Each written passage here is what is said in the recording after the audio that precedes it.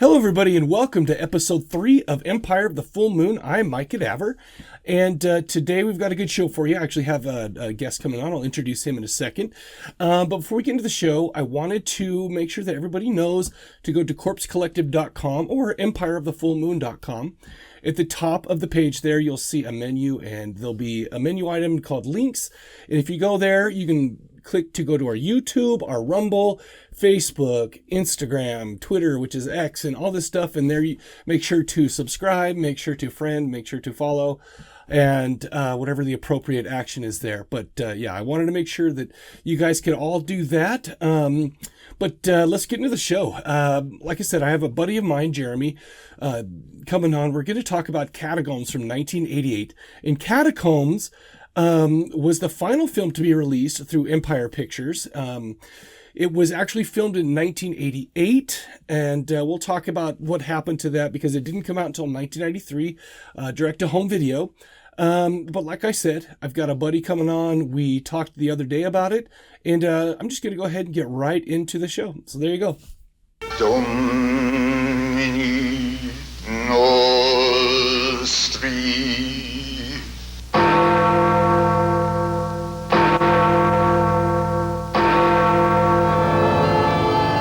This is a holy place. Beneath this hallowed ground. Adieu, little dead. Something terrible has happened. There is a dark secret in this abbey. An ancient enemy is buried. You're not digging up that old superstition about a demon sealed in the catacombs, are you? Satan is making his presence known. An age-old evil is coming to life. She knows things before they happen. That woman brings evil. Now the power of hell has broken loose. Evil oppresses. God has deserted you. And the forces of good Why do you want me? haven't got a prayer.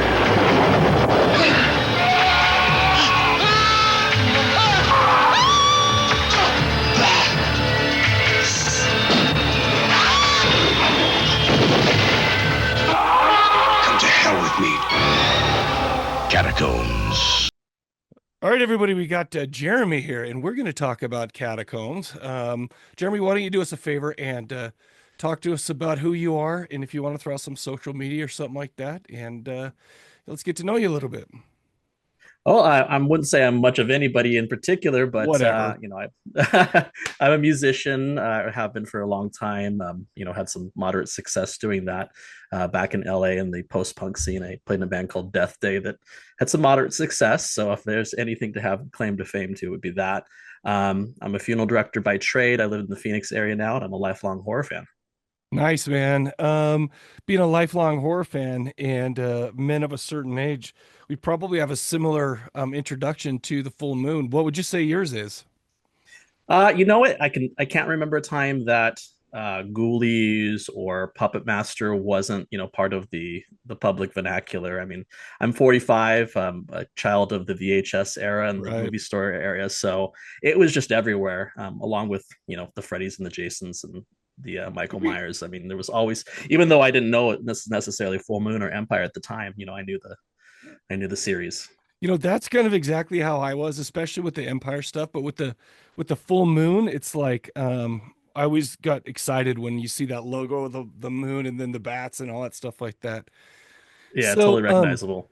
Yeah, yeah. It would. By the way, it's funny because I'll talk to people about the VHS generation and stuff like that, and it's like, it was fun going there and doing all that stuff. But would you ever want to go back to that? Because I don't know. I always say I don't because it's like, do you know how hard it was to find certain movies back then and to actually get to watch them? Yeah, it was really difficult. You kind of just had to wait for them to come on cable, or if you were Mm. lucky, your local mom and pop had them. It was a lot harder to find out about movies. Can't tell you how many times I just stumbled upon things from recommendations and whatnot. I don't know. Part of me really enjoys that and feels like we had a really good upbringing as a Right. result of the exclusivity of movies and music.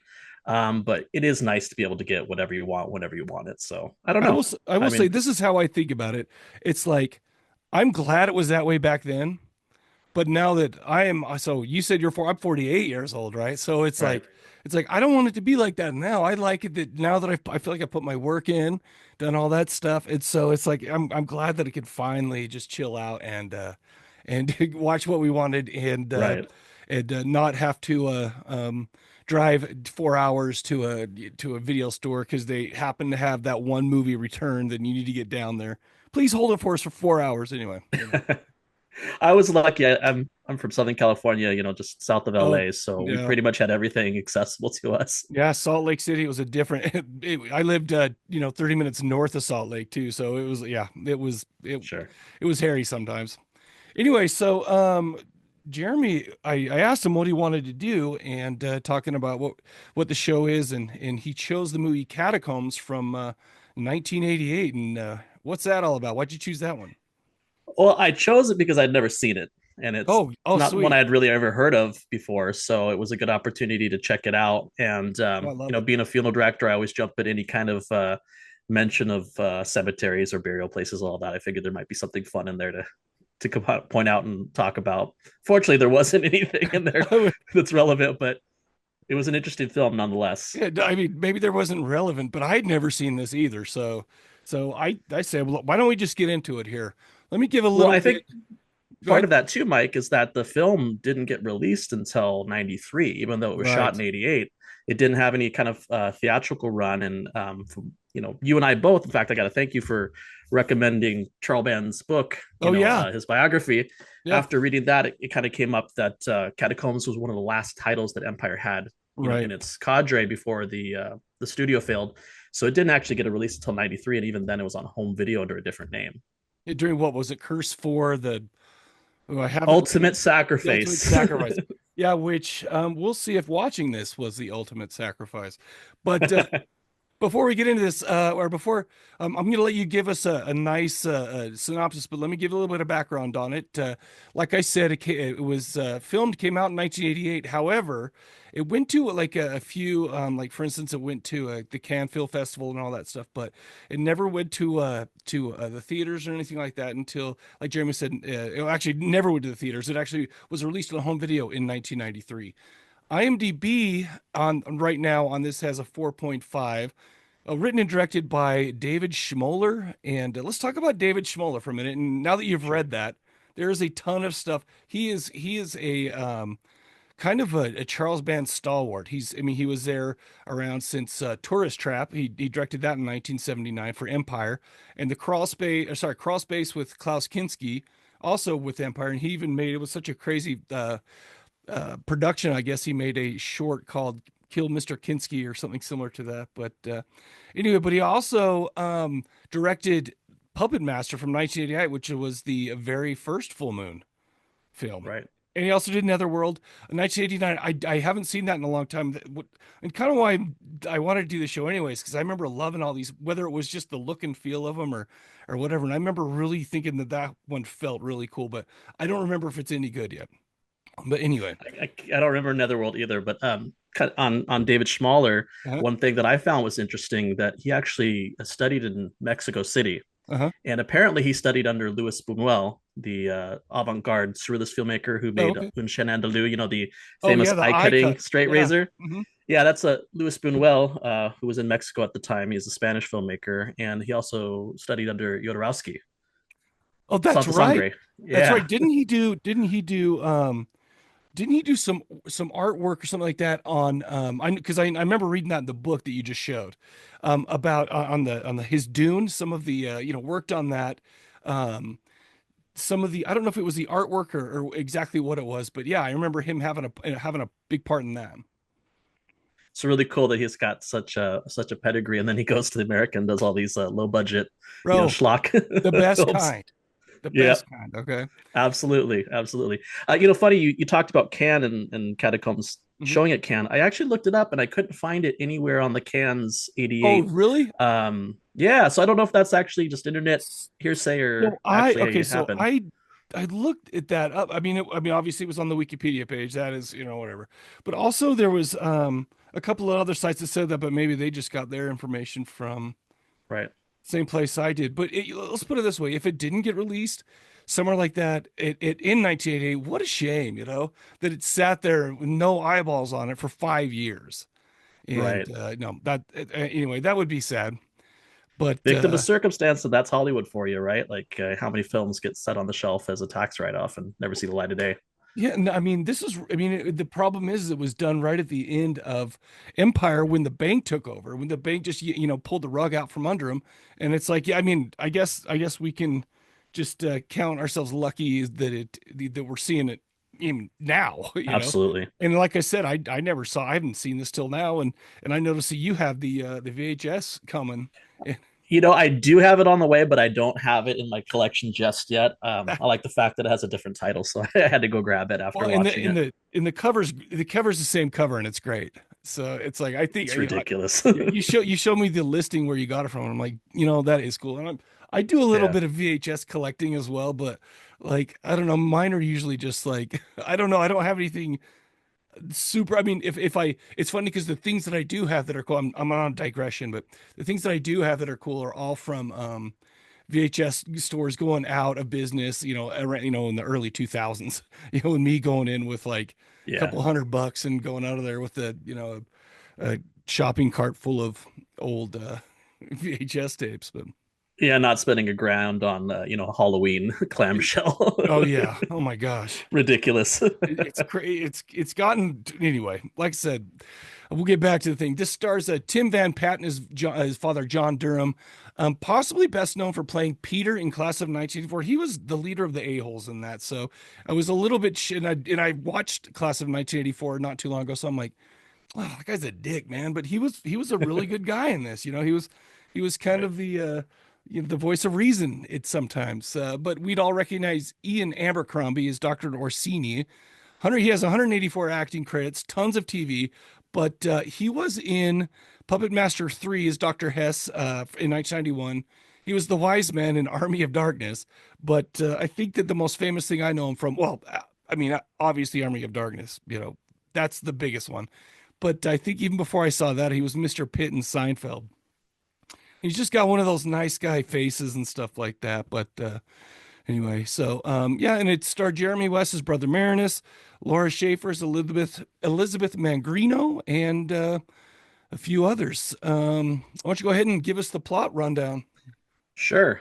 So Catacombs, aka Curse 4, The Ultimate Sacrifice, I is a love it. possession film. Yep.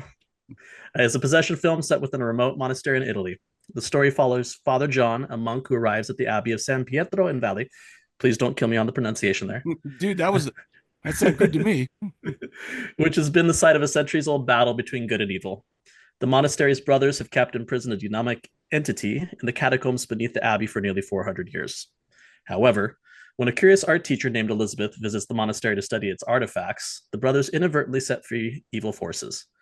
The demon begins terrorizing the priests, manifesting through supernatural events and visions. Father John and Elizabeth must confront the resurrected demon as it attempts to possess and corrupt them, force him to make the ultimate sacrifice in a Ooh, fight between faith and the forces of darkness. dude, perfect. That was no, that was man, that made it sound just so tense and harrowing and all this stuff. And Probably better than the actual movie. hey, easy, easy. We're not there yet. Okay.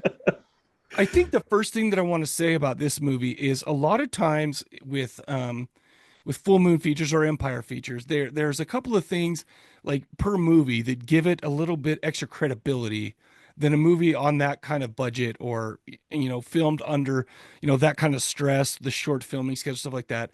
For instance, you have I always say that for Puppet Master, the thing that gives it the most credibility is the score. I mean, it's gorgeous, it's perfect. I think this one was the monastery that it was in. The place you looked at, it was beautiful. It was like this giant monastery, tucked in this valley with these beautiful mountains behind it, and the sets and everything like that was fantastic. And let's see. And the score on this as well was by Pino Donaggio, who also did Tourist Trap and Carrie. Very, And very famous Italian score. Pino Donaggio, Yeah. and that's actually someone that I've heard of before, which is not.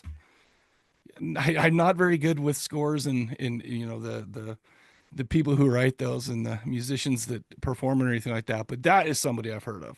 So Pino Donaggio is right up there with Liz Ortani, who did all of the Deodato films. So he was a big Italian composer. So he's a big deal.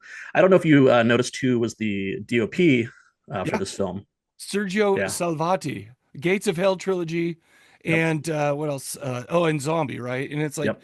and that's I mean that's basically all these things are underneath the what gives this movie extra credibility. It's like there's so much quality of people working on it, and I mean that's and I mean we're just talking about people who are setting up the shots, people who are even the inside of the monastery, stuff like that was beautiful. And it's like all even up in the monastery itself or the abbey or whatever they call it. I don't know what the difference is, to be honest with you. And even all the way down into the catacombs. Although I will say one thing though, there was one thing that I found very strange about the catacombs. They went down there into this. I guess there was a room with a life size crucifix, or yeah, and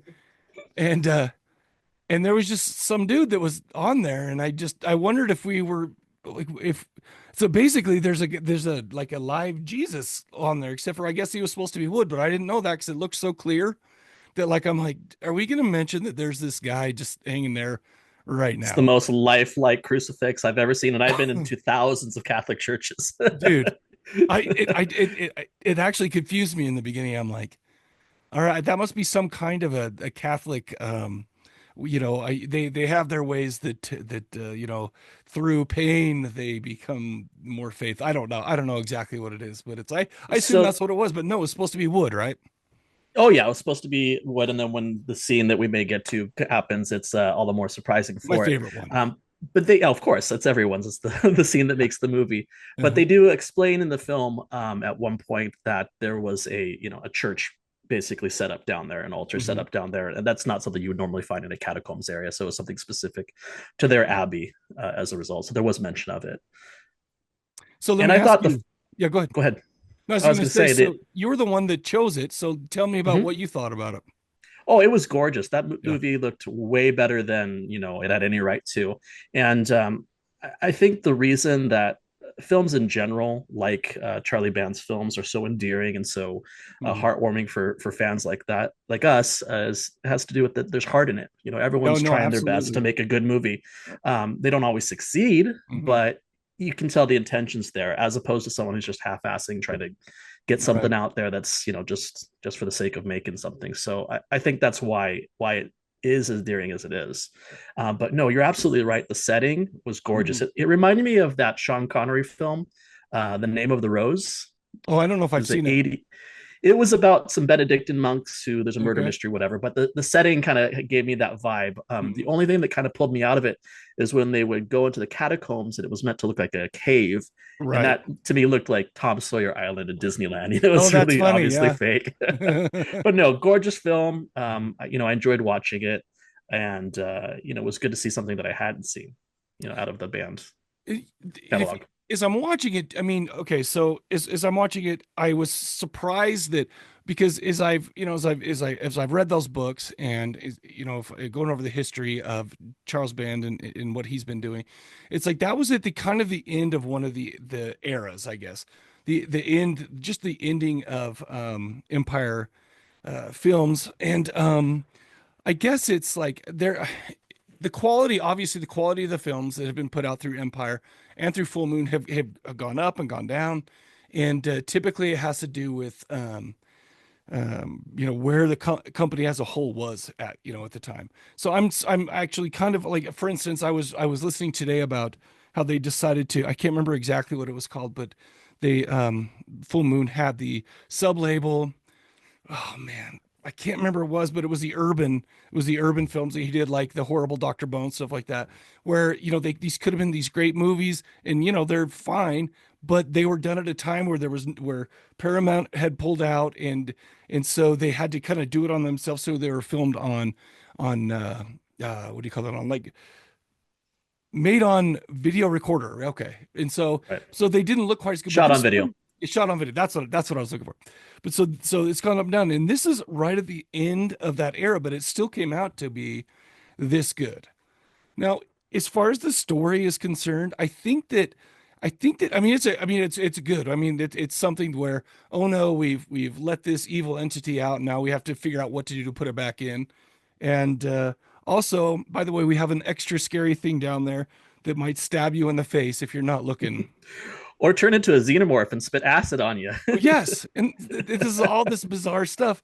But at the same time, I think there was like some, I mean, and I don't typically try to look into the movie and find things that maybe weren't necessarily there.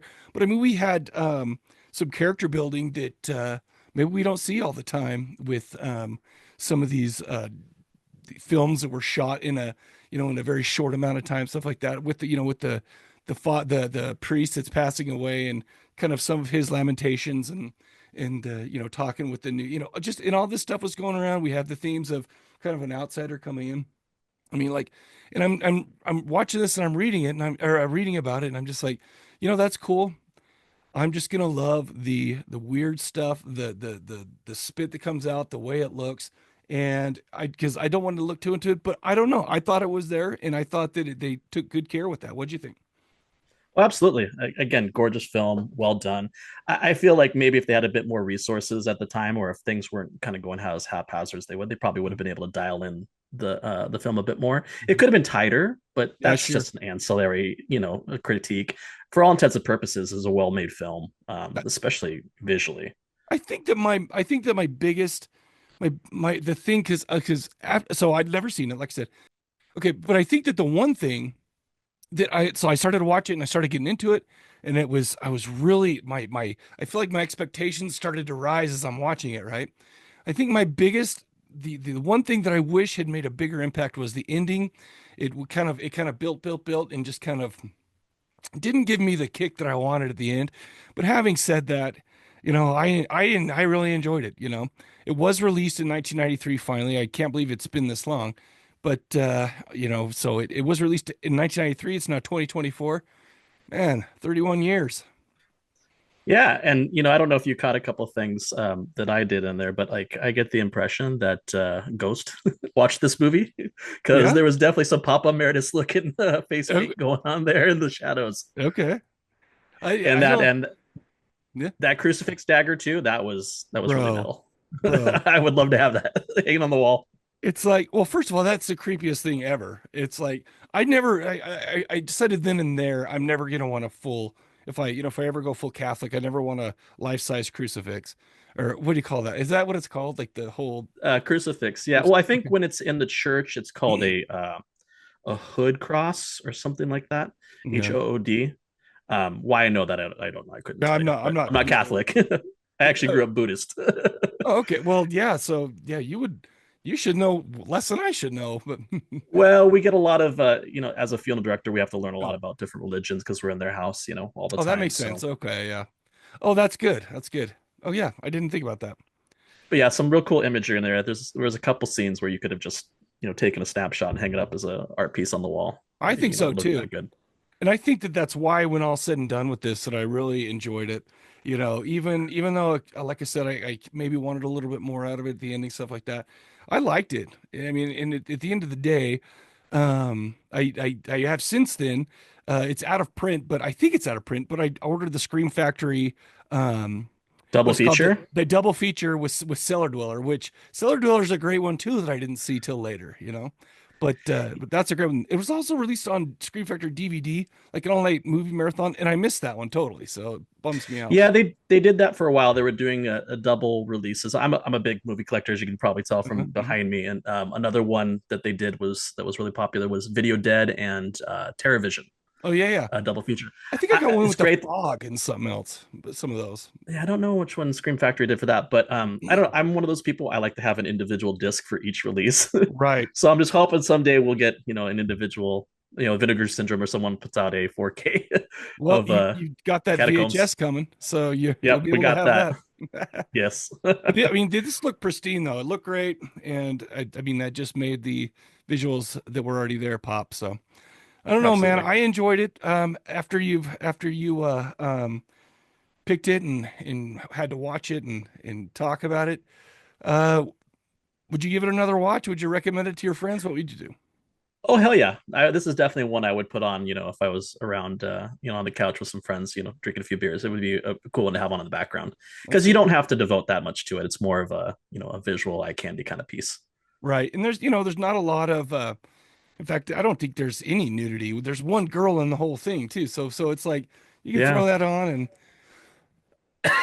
I was going to say, is there any parts that you have to sit there and look at? And I always choose the nudity parts, of course. Mhm. But I mean, there's, other, I would say outside of the crucifix in the basement, that's, yeah, Well, we didn't really you talk can't go, about that at all. what, We've alluded to go for it. it. Go for it. So for those who haven't seen the film and you're okay with being spoiled, there's actually a scene where one of the priests is in the catacomb church area, and Jesus animates off of the cross, off the crucifix, takes the stake from his feet and murders the priest in it. And it's probably the most wackadoodle thing I've ever Like, seen in a movie. well, and it's just like, I think that was the moment. That's the moment. If you're gonna remember this movie, that's the moment that you're gonna take. Yeah, that's the movie where this happened. 100%. Yeah, Yeah, 100%. I loved it. I thought it was great. Like I said, and like you said, there's something that I can't remember the words you used exactly, but earlier there's something about the heart of it, about the just the feel of it, and it's kind of like a I don't know if it's a nostalgia thing necessarily. I know it is, but I don't think it's just that. But a movie that looks like this with that has these kind of themes and it's presented this way, I don't know. I'm always a It's sucker the for heart it. of the movie. It's the heart. I It's agree. the same thing with like Troll 2, I love it. Yep. lauded as the worst movie ever, whatever. That movie's great. I love It is watching that great. movie. And because they cared, they really wanted to make a movie. It's the same way with Troll 1, which I saw for the first time, not too long ago, and it's like that one was great. That one also had a Seinfeld person in it as well. That had Elaine, but Yeah, that's right. Not to do an aside, but reading that book, the Charlie Band book, one thing uh that I thought was, pitch perfect was when he was talking about advertising Ghoulies and yeah. how they got a hard R on the rating, but they were advertising during the Saturday morning cartoons, and Yes. that is like so it's such a good example of people of our generation, what we were kind of inundated with. Obviously the movie was way too young for us to see, although if you're like me, I saw it at way too young, Oh, definitely. because it had Yeah. little creatures. It's like Gremlins. You wanted to see the little guys run around. Same thing with Puppet Master and Doll Man and Dolls, and Yep. a whole bunch of the Full Moon Empire catalog. So I think he really had something there with the miniaturized monsters. And the thing is, I was talking to my wife about this. I'm like, I don't know how he got so obsessed with small dolls and small monsters. I just watched Hideous the other day. I'm just like, I don't know how he got on this trip, but it's funny. But it is funny the one part in that book he was saying that how much trouble he got in for kids who were scared to go to the bathroom because they saw the ghoulies come out of the toilet and the in Oh, the come on. They said the same thing about, Silent Night, Deadly Night, the advertisements for Santa, and, Jaws did the same thing for kids in the Hey, pool and the listen, beach. It Silent Night, happens. Deadly Night. I remember seeing like, so I remember seeing commercials for that on the news. Going, I've got to see this now. But I mean, I was too young to see it. And I didn't see it. I still saw when I was too young, but just not when I was 8. But Yeah. Yeah. That movie's got, want to talk about nudity. That yeah, movie's got some nudity. it's wild. Yeah. Sure is. Well, thanks for coming on. I really appreciate it. This is a good one. Thanks for turning me on to it. And yeah, man, come Well, I back on appreciate it. again. Yeah, I really appreciate Mike giving me the opportunity. It gave me something to kind of look forward and formulate. If I could just do a little plug here real Yeah, quick. do please. I do have an Instagram account that I post on pretty frequently. It's all horror related, especially Blu-ray and collector film type of stuff. It's blood and Blu-rays underscore in between each word there, kind of like a take on Blood and Black Lace, Mario Ooh, Bava. So if you're on Instagram and you feel like checking out, please go there. awesome. Well, thanks again, Jeremy, and we'll catch you later and hopefully have you on again. Awesome. Thanks, Mike. All right, man.